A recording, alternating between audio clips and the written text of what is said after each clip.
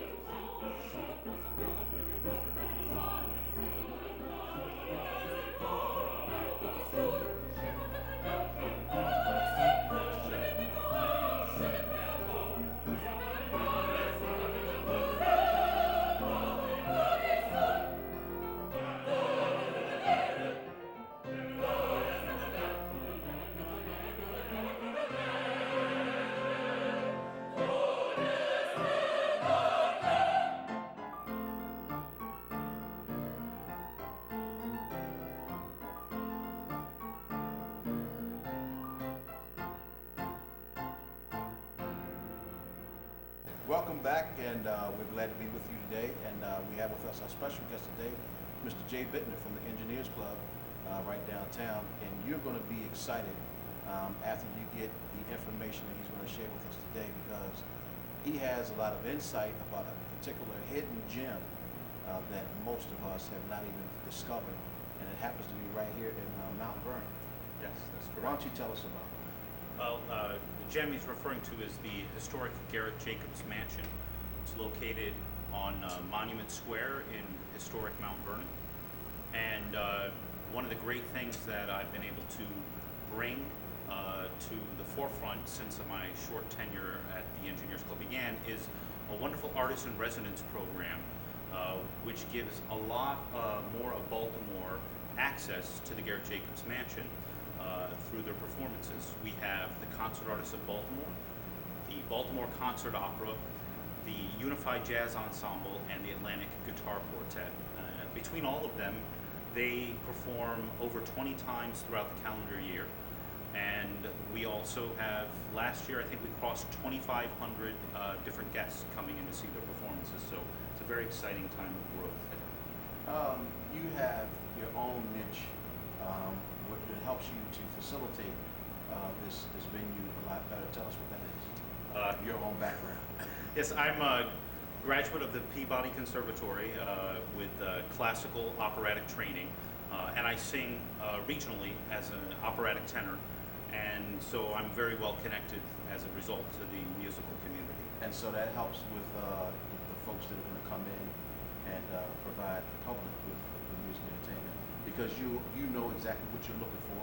You're able to critique it. Mm-hmm. Tell us what the results have been like in the last couple of years since you've been doing this, and the promise that the future holds for this. Well, I would say that one of the great stories has been the Baltimore Concert Opera, which grew kind of right as the Ashes were coming to the Baltimore Opera Company just up the street. And that company has grown from just putting on one production to now having 4 productions in their current season. Singers that have come there to perform either currently when they came or afterwards have gone on and sung at the Metropolitan Opera, La Scala, San Francisco Opera. So there's a lot of burgeoning young musical talent that's coming through those doors. In terms of future growth, one of the things that we're looking forward to is the current restoration of the Grand Ballroom that's going on, phase 2 of a 5-phase program. And near the completion of that, we will have taken the stage that's in the ballroom and modernized its facilities in the back, which will enable us to expand the artist in residence program to not just the musical arts, but then to the theatrical arts as well. You know, we got right into the good stuff but when you start talking about the restoration, Sure. tell us how old the place is, the venue is, and how it got its name, how it got started. The Garrett Jacobs Mansion is actually 3 brownstones that were combined together to become one. And the first brownstone was built in 1857, and it was expanded into the other 2 through, to tell the story short, through basically 2 marriages. The first brownstone was a gift to the son from the then father, John Works Garrett, who was then president of the B&O Railroad. And when the son became the president of the B&O Railroad, his wife convinced him to buy the one next door and start a renovation. That was the first expansion. Mr. Garrett, the son, ended up passing away from syphilis, and Mrs. Garrett remarried a doctor, Dr. Jacobs, and it was upon that second marriage that they then expanded into the third. The first renovation was overseen by Stanford White, and the second by John Russell Pope, who were 2 of the great architects of the Gilded Age. Okay. Now, you were telling me earlier that the engineers had got involved with this and named it the Engineers Club, Right. because of a tragic event that had taken place in Baltimore. Yes, the Engineers Club was founded by the civil and mechanical engineers who oversaw the rebuilding of the city of Baltimore after its Great Fire. And they formed the Engineers Society of Baltimore, which then became the Engineers Club. They had various homes throughout the city for some time. It's very apropos that they are now in the Garrett Jacobs Mansion, because their interest there is that when the Great Fire happened, the mansion was one of the few large-scale facilities still standing after the fire where they could meet. So it was of keen interest to them when the mansion itself became available for sale from the city in early 1960s. In 1961, they leased the building from the city, examined it to see if they wanted to purchase it, and then in 1962 purchased the mansion. And realizing that the task was pretty Herculean, they then opened the doors of membership beyond engineering fields to all business professionals, regardless of race, creed, gender, really precursor to the civil rights movement that would happen a few years later. And so we fast forward to today, and what we find there, as I mentioned earlier about this particular gym, is when people go to this venue, they're stepping into history, but also they're coming into a very intimate setting. Tell us why it's been so successful, that intimacy, that the aura that people get when they come into this particular venue. Because you could go to the My Hall, you could go to the Lyric, or some of these other places in Washington, D.C., where you sing, but you can come here and really be intimate and yet get quality performance. Right. I think the beauty is the spaces that were created by those old court architects were created so that Mrs. Garrett could entertain in the day. They brought in the greatest opera singers, orchestral musicians, previews of Broadway shows. So the setting was designed for these kind of performances, but on the scale one might have in their living room, except these are gigantic living rooms. I often think of one of the early, The Apprentice by Trump, where he took them to his penthouse suite, and you looked, and the rooms weren't very tall, but everything was gilded and everything was on top of you. It looked audacious. Okay. But in the setting of this mansion, where the ceilings are 20 feet high, etc., you might have just come home from work and be in your slacks and your polo shirt. There's that kind of casual nature to it, but the intimacy would be as if you had somebody performing a guitar quartet concert in your living room, because the performers are 15, 20 feet from you, and if the performances are going in the ballroom, it's no more than 75, 80 feet from you, and you can really see the performers' faces, and you feel their music more real. I know that one of your goals is to really do what you can to give exposure to local artists.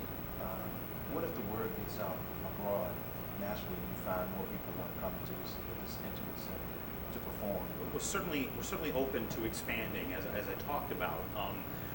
We have wonderful world-class performers that are coming in here. The groups themselves may be locally based, but I know they'll be bringing in some international musicians, and there's no reason we wouldn't be open to bringing international musicians in their own right as guests of the Artist in Residence program. How is this venue supported? The venue is supported by the staff and work at the Engineers Club and by the Garrett Jacobs Mansion Endowment Fund. It is, the Artist in Residence truly is the sponsor of the Artist in Residence program, but the Engineers Club facilitates all the operations for the Endowment Fund. You know, I mentioned to you earlier also that with a venue like this, a lot of times people want to have a nice meal prior to, so that they can come in and enjoy the show, whatever the entertainment later on. And it just so happens that you all accommodate the clients with both. They get 2 for 1. We do. We have fabulous chef there, Chef Colvin Bryan, and one of the things is some of our artists in resident programs, the Concert Artists of Baltimore and the Baltimore Concert Opera in particular, offer pre-concert dining for their patrons that evening. So if you want to have dinner beforehand, there's a fabulous dinner buffet set up. And if you're going to a Sunday afternoon concert, we have a Sunday brunch beforehand. And as our other artists in residence grow in audience, they'll be offering similar things. Some of the dishes that you all. I'm trying to think. One of my favorites is I just love fried oysters, and whenever they're there, I probably eat too many. So when people come, they can get 2 for 1. They don't have to go far No. to worry about parking and all of that kind of stuff. Right. And they can probably even have dessert afterwards. Depending upon whatever the function is, there's dessert, and there's plenty of other things going on. Well, why don't we just give our viewers a little taste of what's going on down there as we break away this clip. Excellent. Al brillar di sì bell'ora, di sì bell'ora sera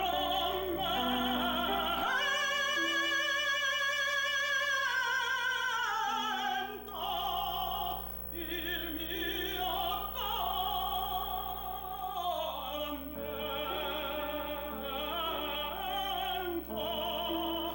si raddoppia il mio contento, il mio contento, me più caro,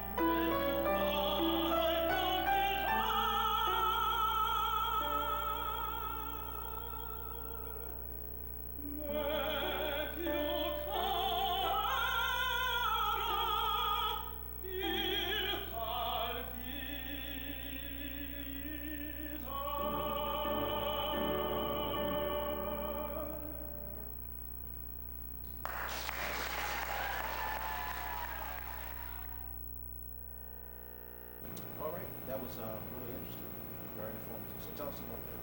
Well, I think as everybody who just watched that clip from the Baltimore Concert Opera will know, is that they have this little different twist on getting people in. They're trying to build younger audiences to come to the opera. They're trying to make it more inviting. They talk about bringing a beer, into the theater with you and enjoying it while they're performing. Will that work? Oh, it has worked. It's worked beautifully. One of the great things about their audiences is that they're more than 50% under 40. That for opera, that's a young crowd, and they're working right now, I know, with some of the area schools to bring some children to come in to see some of the performances. It's really about bridging that gap in audience development for the arts that I know the concert opera has as one of their missions. They see that there's so much being lost in the educational system, and many groups go out and do performances in the schools, but then people grow up, they go to college, they get jobs, and they get this disconnect. And the great thing that they're working to do is rebuild that connection. Invite those people in, when they were in their late 20s, early that's why it's a little more casual environment. So they're being proactive. Exactly. That's good. That's good. All right, we're going to take a break.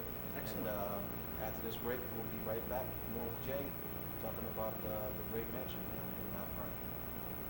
That's great.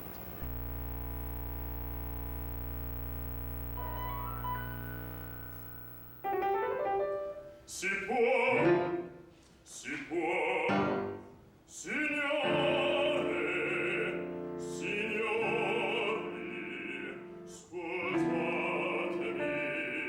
se non son mi presento, io sono il prelaga, poiché inisce ancora l'antiche mostre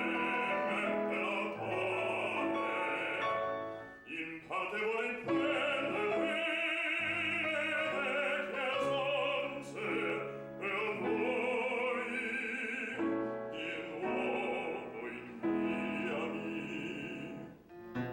Volete dire fiamma vera del barco, io chiamo assai ardeva che vincesse il mio essere segreto.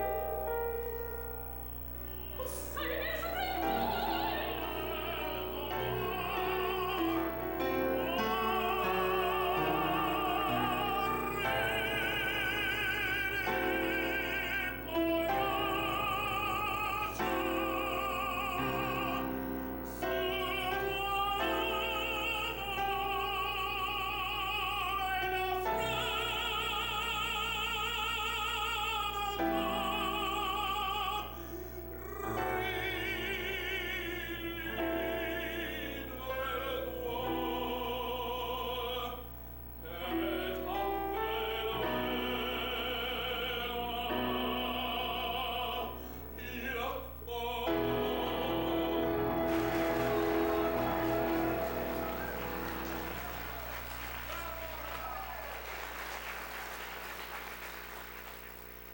We're back here with Top of the Morning, and we have with us today our special guest, Mr. Jay Bittner, and giving us a lot of insight and information about the wonderful gym in Mount Vernon. And we're going to talk about the jazz. Oh, the jazz, or we're going to talk about the Atlantic Guitar Quartet? Let's talk about the Atlantic The Guitar. bell made me think about the Atlantic Guitar Quartet because they just had a concert on Friday, which was smashing success. It oversold. We had to add seats. Again, one of the great things about the mansion, it's like your living room. Too many people show up, just pull a chair from the dining room Right. and put it in the living room. Right. And one of their pieces was very atmospheric. It was 6 different small pieces as one set based upon Dylan Thomas's Under Milkwood. And one of it was about this kind of loony character who had all these clocks. And right as the piece ends, the guitars are making this sound like clocks chiming. And right in the hallway, the grandfather clock started chiming right at the same time. Wow, you couldn't have planned You that. could not have planned it any better. Wow. But I mean, it's an amazing, absolutely amazing experience to be in that kind of setting. It was in the drawing room, 70 people, circular seating right around the quartet playing. Everybody can see everything from, not just their facial expressions, but see the actual finger work on the frets. And they're a wonderful group because what's unique about them is they kind of eschew the normal guitar repertory, which is all Spanish. That's what I was hoping. Right, and they work more towards fringe in terms of timeline, chronological. They do a lot of early music transcriptions of consort, Baroque, and Renaissance, and then living composers. So kind of like the really, really dead and the living when it comes to doing their music. So a lot of times they're called upon to use different techniques. Things like this piece. This last concert they did, they had a piece where they used upholstery to rub on the string because that's the effect the composer was going for. And so they really use the whole scope of the instrument. And one of the great things about guitar is that almost everybody has a connection to that instrument, no matter what genre of music they like. The guitar is very popular, and so even people who are like, oh, I'm not so sure about this chamber music group, they know the guitar and they show up and they find they're amazingly surprised because the depth of colors you can get out of that instrument is surprising. When you look at how far you've come, do you think that you've done too much too fast in a short period of time? Or do you think that everything, timing has really been great for what you have now? I think this timing has been good. There has been a lot of exponential growth in the last few years. I don't think it's too much too soon because we're right at this point where we're having the spaces, finishing up. And I think it's helpful to bring awareness to people that there is work going on to make to restore those spaces to their former grandeur, because it's really wonderful to think that your participation in attending these performances is helping support this grand structure's restoration. So I think it's a very good timing. There's room for growth in the future still, but and yes, the growth spurts with anything has its pains. The staff has been a little stressed at times as we learn how to become both a performance venue as well as a members club. Sure. But they've been very receptive to everything that's going on there. The economy hasn't had any effect on what's going on there? It has, only in the sense that the economy brought certain companies and certain arts organizations to their knees, and so we were able to give some home to some new artists. Okay. But the great thing about things like the Atlantic Guitar Quartet, as you'll see, is that their ticket prices are very accessible for those who don't have a lot of means. Okay. Students could attend for $5. Okay. Their concert under $20 to attend. Okay. So, is the economy bad? Sure, but we still have opportunities for those who are hurting to come experience world-class music. Well, why don't we give them a taste of what they'll be experiencing with this particular play right now? Sounds good.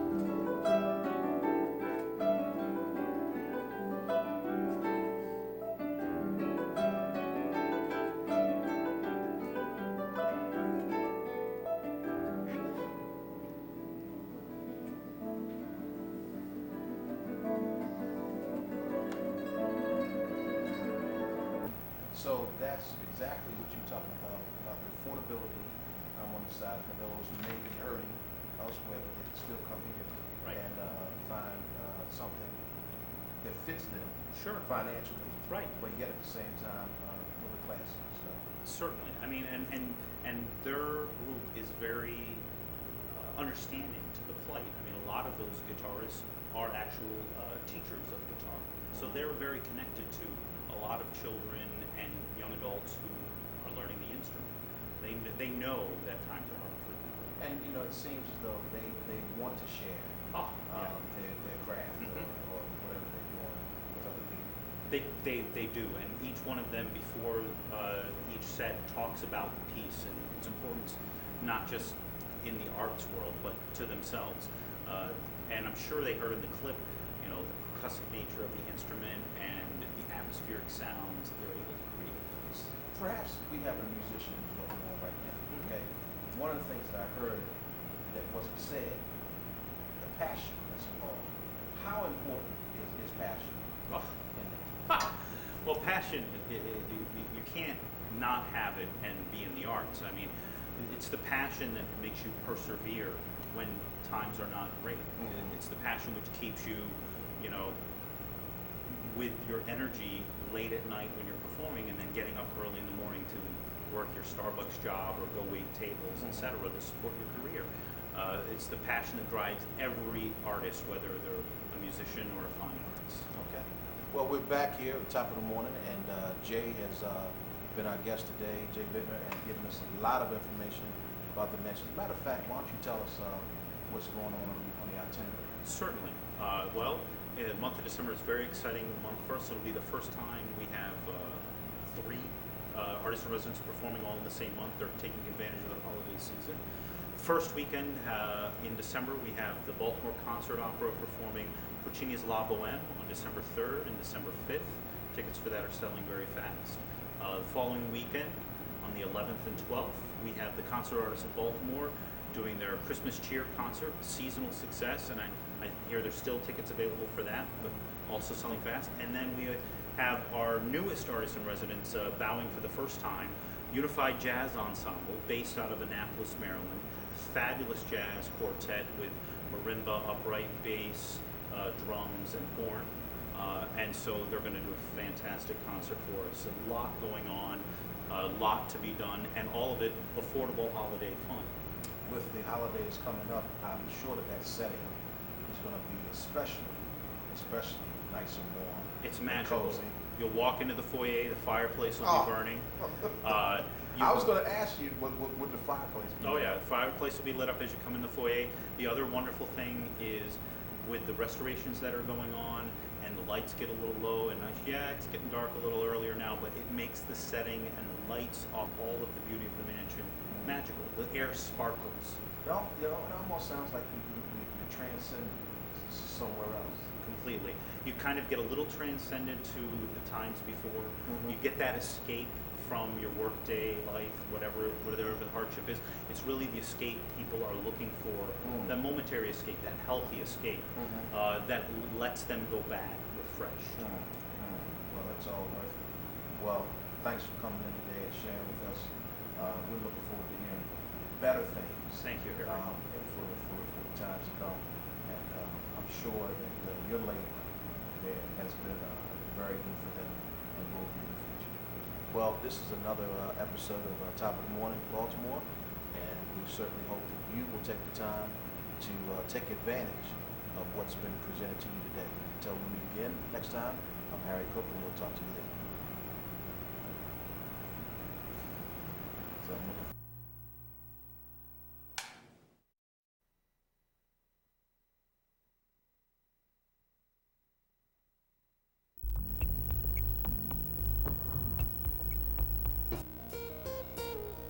Hi, top of the morning. Top of the morning.